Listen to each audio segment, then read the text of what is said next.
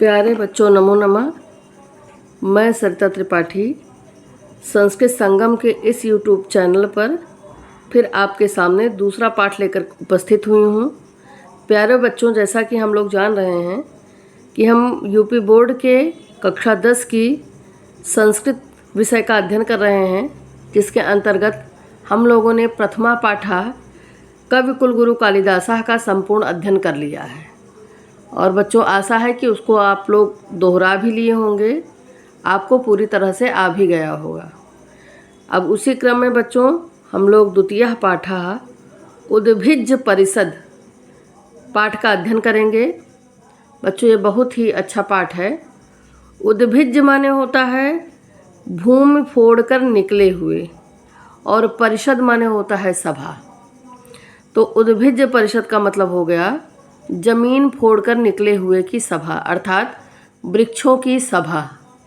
बच्चों, जैसे कि पाठ के नाम से ही इतना बढ़िया लग रहा है कि वृक्षों की सभा, अर्थात वृक्ष क्या सभा करेंगे।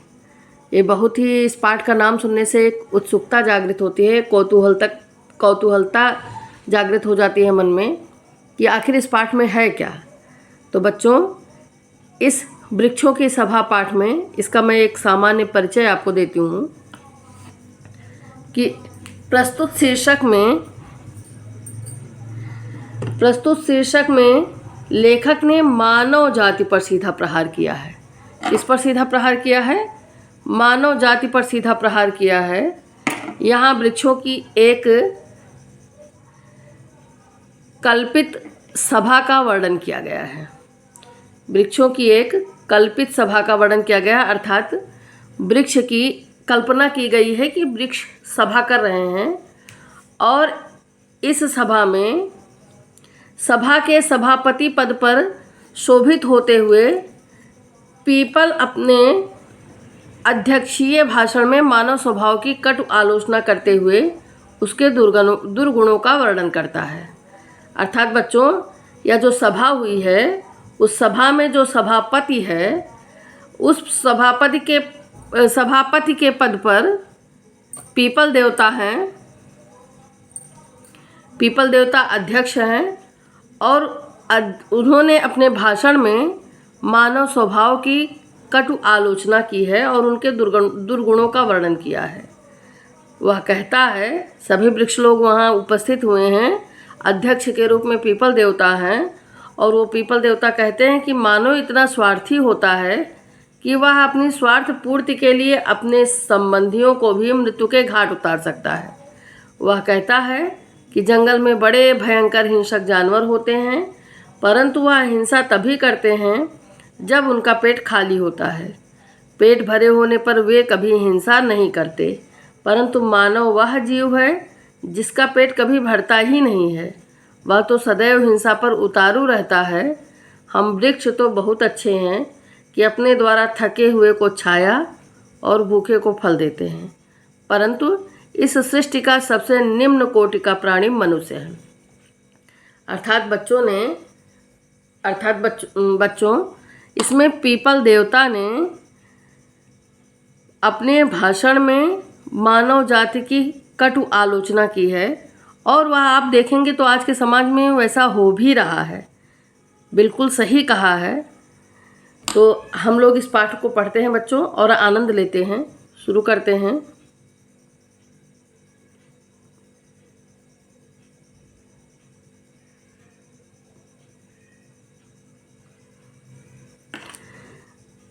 चलिए देखते हैं बच्चों।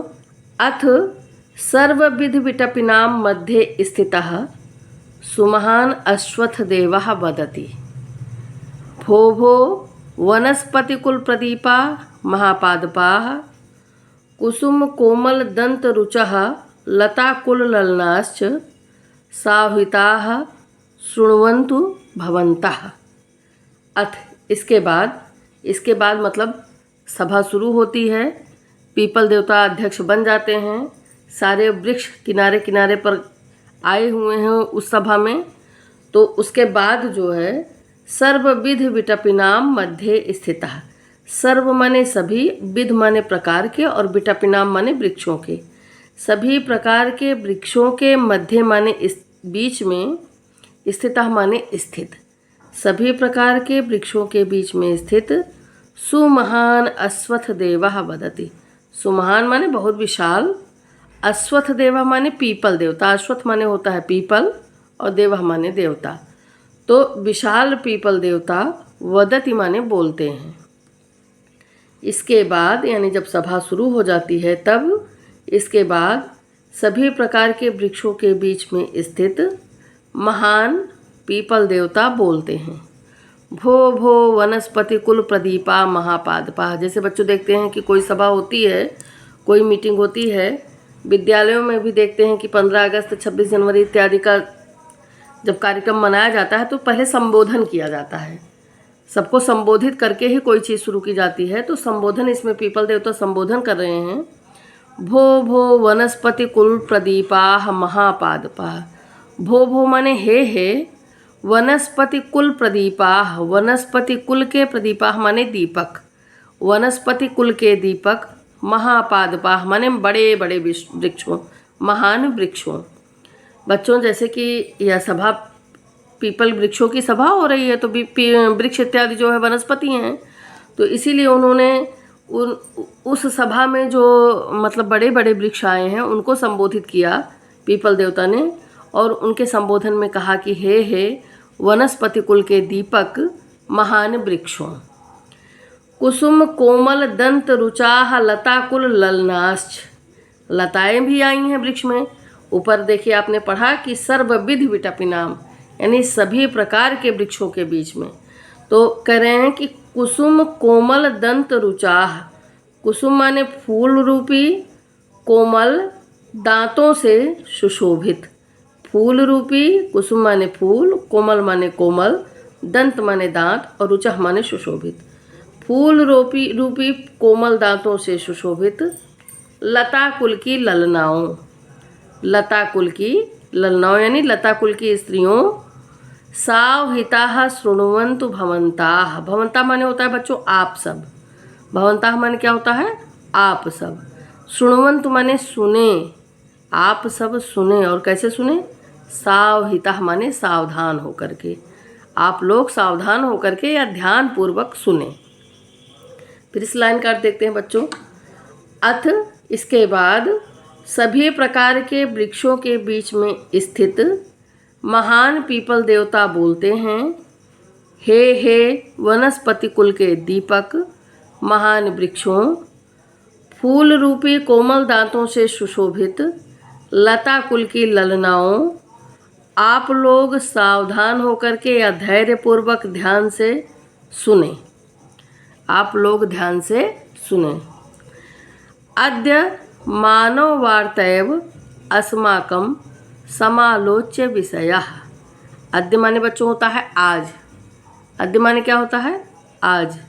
आज मानव वार्ता एव, मानव की वार्ता ही, वृद्धि संधि है, वार्ता धन एव, मानव की वार्ता ही यानी मानव के संबंध में बातचीत ही, अस्माकम माने हम लोगों की, समालोच्य माने आलोचना का, विषय माने विषय है। आज मानव की बातचीत ही हम लोगों की आलोचना का विषय है। सर्वासु सृष्टिधारासु निकृष्टतमा मानवा सृष्टि।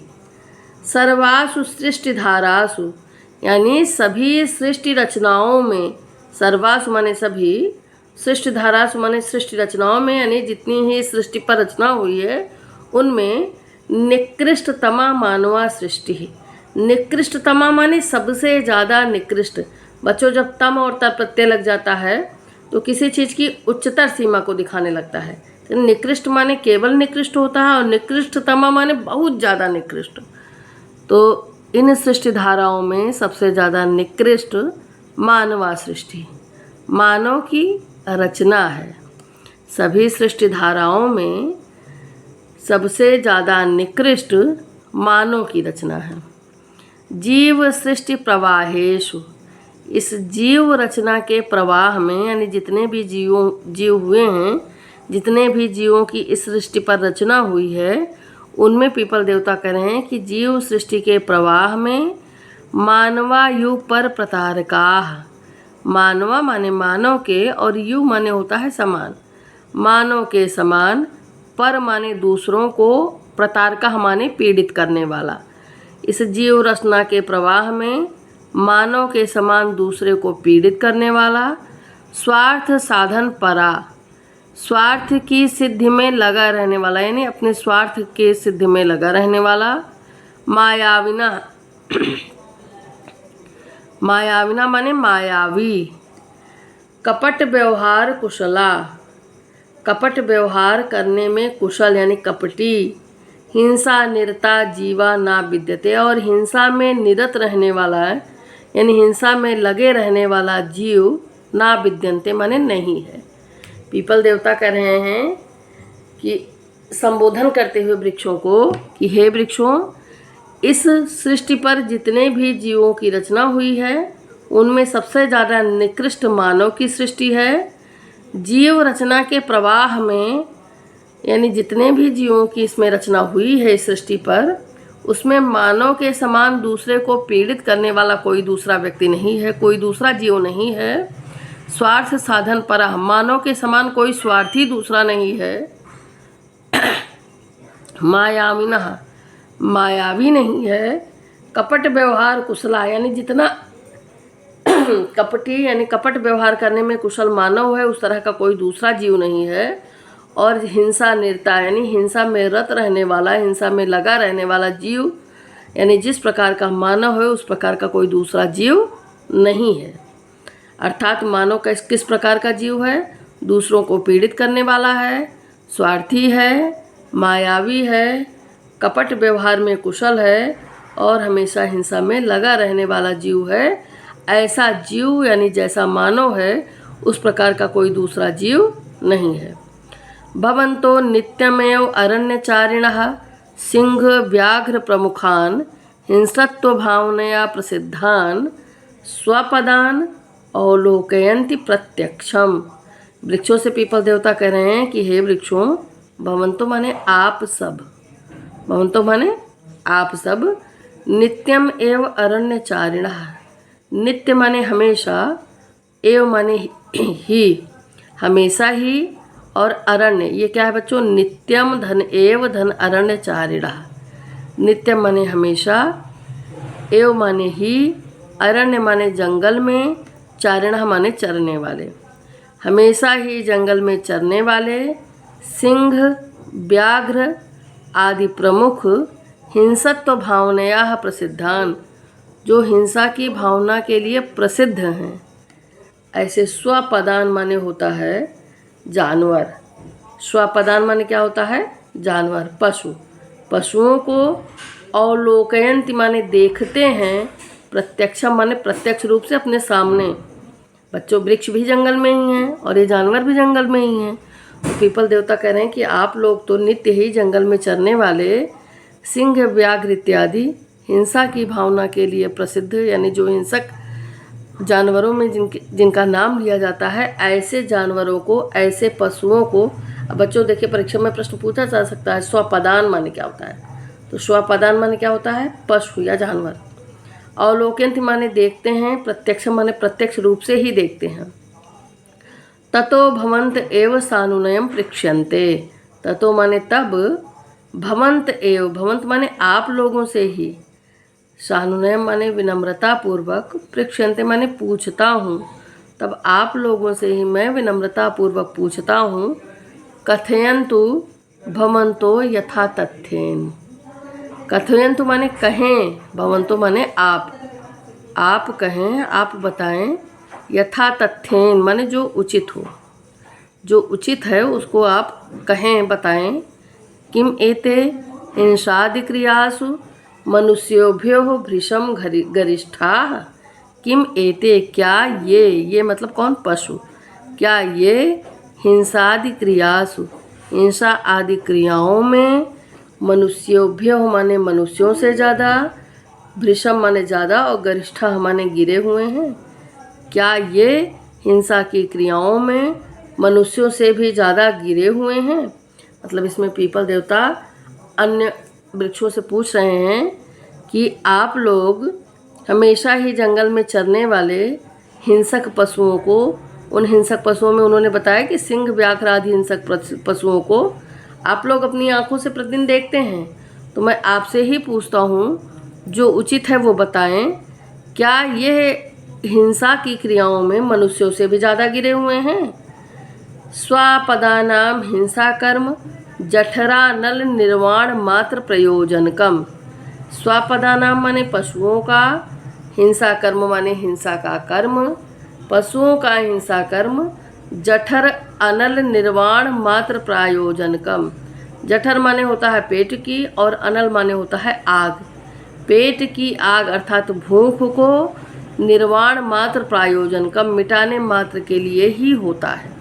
यानी वृक्ष जो पशुओं का हिंसा कर्म है उसका प्रयोजन, उसका कारण केवल अपनी भूख को शांत करना ही होता है।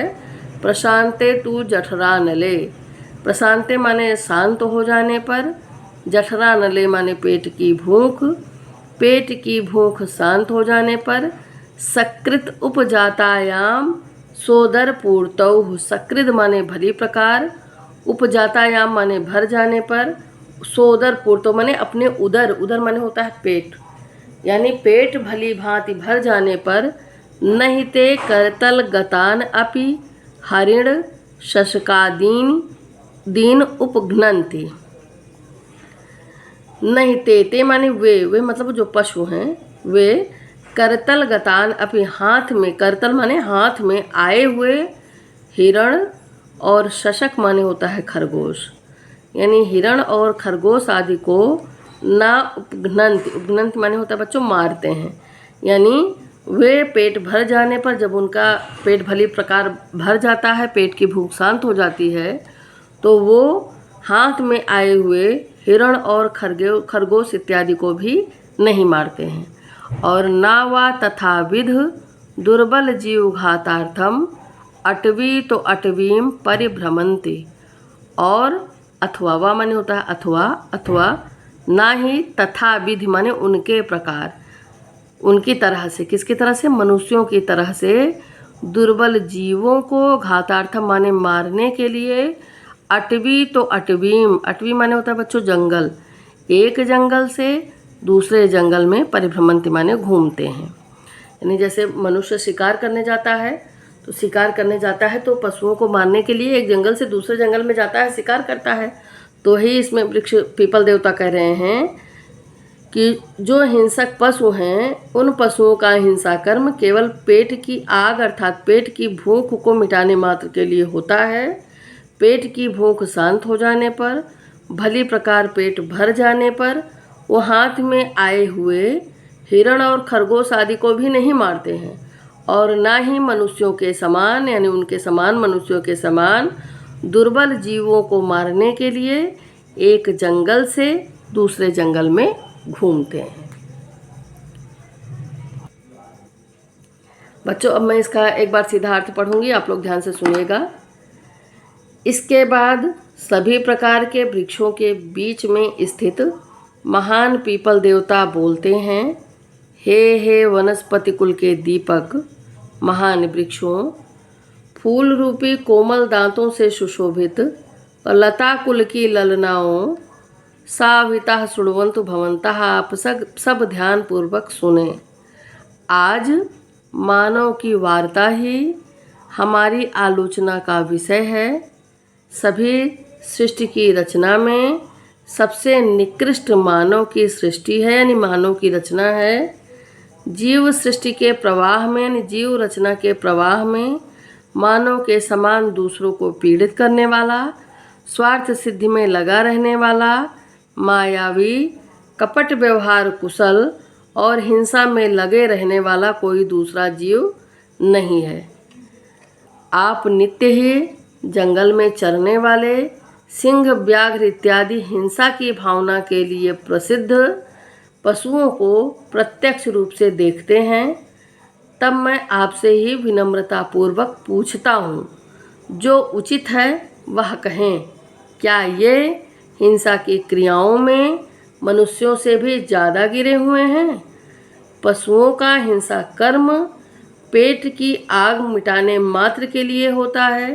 पेट की भूख मिट जाने पर, भली प्रकार पेट भर जाने पर वे हाथ में आए हुए हिरण, खरगोश इत्यादि को भी नहीं मारते हैं और ना ही उनके तरह यानी मनुष्यों की तरह दुर्बल जीव को मारने के लिए एक जंगल से दूसरे जंगल में घूमते हैं। बच्चों, आ गया होगा पहला पैराग्राफ। जो ना समझ में आए आप कमेंट बॉक्स में पूछ सकते हैं।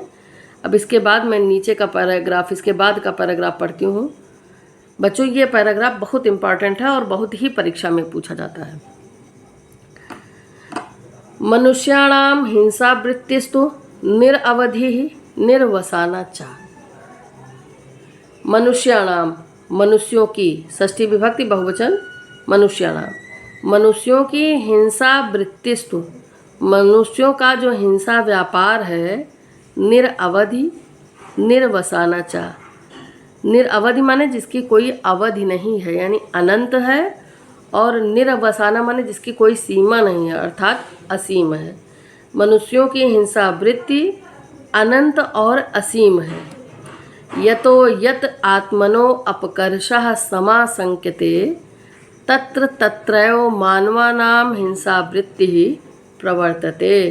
यतो यत, जैसे जैसे, आत्मनो अपकर्षः समासंक्यते, अपने अपकर्ष की, अपने हानि की, समासंक्यते माने आशंका होती है, तत्र तत्रैव माने वहीं वहीं, मानवानाम हिंसा वृत्ति प्रवर्तते, मनुष्यों की हिंसा वृत्ति प्रारंभ हो जाती है। बच्चों, देखते हैं आप लोग आज के समय में ही देख रहे हैं कि जिससे व्यक्ति को हानि होती है उस वहाँ पर जो है हिंसा करने में बिल्कुल देर नहीं लगाता है।